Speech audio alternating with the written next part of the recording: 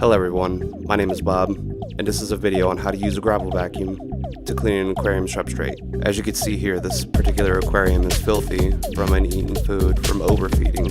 As uneaten food and other waste decomposes, it can be quite poisonous to your fish. This aquarium is a 29-gallon that I'm using to grow out my angelfish. All plants in this tank are either potted or attached to pieces of rocks, and I'm using a white sand substrate, which makes it easier to see the filth.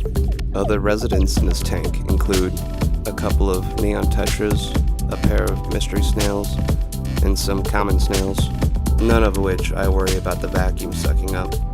You will only need a couple of items. One is a bucket to use as the output for your vacuum. Buckets can be found easily and cheaply at hardware stores and other superstores.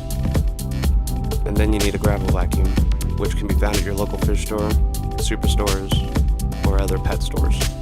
This gravel vacuum that I'm using has a hand pump in order to create a siphon, but if you're using your mouth to create a siphon, maybe have some mouthwash on standby.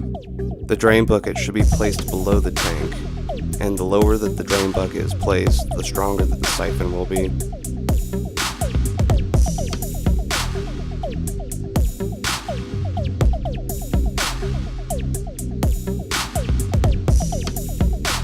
One easy way to start the siphon without a hand pump is to shake the vacuum up and down, forcing water into the airway.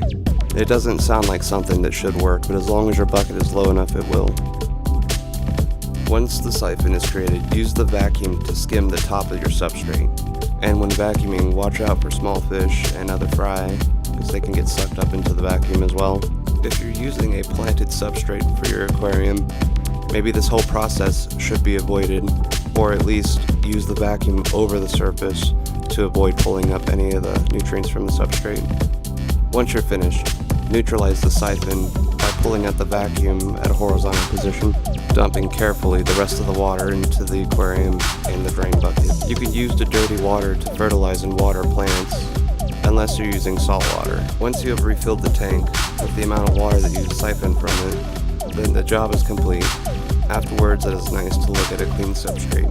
If you're siphoning and replacing a large portion of water out of your tank, I would unplug your heater and filter just to prevent any accidents or malfunctions or damage.